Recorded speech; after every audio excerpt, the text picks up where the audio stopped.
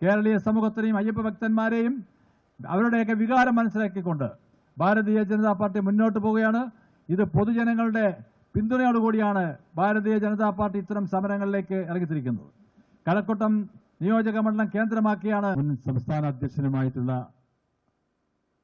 നമ്മുടെയൊക്കെ പ്രിയങ്കരനായിട്ടുള്ള മുരളീധരൻ ഈ ജാഥയ്ക്ക് അധ്യക്ഷത വഹിക്കുന്ന ഉള്ളൂർ പാർട്ടിയുടെ മണ്ഡലം പ്രസിഡന്റ് ശ്രീമതി ദിവ്യ, കഴക്കൂട്ടം മണ്ഡലത്തിന്റെ പ്രസിഡന്റ് ശ്രീ സുനിൽകുമാർ, പാർട്ടിയുടെ ജില്ലാ വൈസ് പ്രസിഡന്റുമാരായിട്ടുള്ള ശ്രീ വിരാം വിജയൻ, ശ്രീ കഴക്കൂട്ടം അനിൽ, സംസ്ഥാന കമ്മിറ്റി അംഗം ശ്രീ പാങ്ങപ്പാറ രാജീവ്, OBC മോർച്ചയുടെ അഖിലേന്ത്യാ നേതാവ് ശ്രീ പുഞ്ചക്കരി സുരേന്ദ്രൻ, പാർട്ടിയുടെ ജില്ലാ സെക്രട്ടറി കടകംപള്ളി വാർഡിന്റെ കൗൺസിലർ കൂടിയായിട്ടുള്ള ശ്രീമതി ജയ രാജീവ്,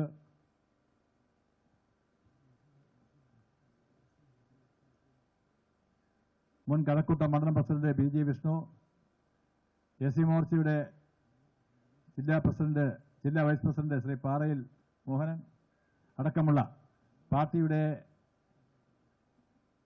ജില്ലാ ഭാരവാഹികൾ, മണ്ഡലം ഭാരവാഹികൾ, പ്രിയമുള്ള സഹപ്രവർത്തകരെ, സുഹൃത്തുക്കളെ, ലോകം കണ്ടിട്ടുള്ള ഏറ്റവും വലിയ കൊള്ളയാണ് ശബരിമലയിൽ നടന്നിട്ടുള്ളത്. ഒരിക്കലും പ്രതീക്ഷിക്കാത്ത രീതിയിലുള്ള ഒരു വലിയ കവർച്ച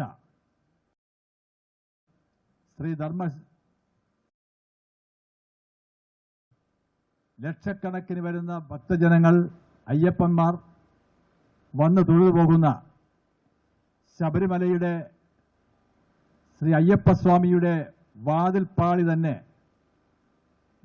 മോഷ്ടിച്ച ഒരു ചരിത്രം ആദ്യമായിട്ടാണ് നാം കേൾക്കുന്നത്. ഇതിനെ ഒരു സാധാരണ കൊള്ളയായി ഭാരതീയ ജനതാ പാർട്ടി കാണാൻ ആഗ്രഹിക്കുന്നില്ല.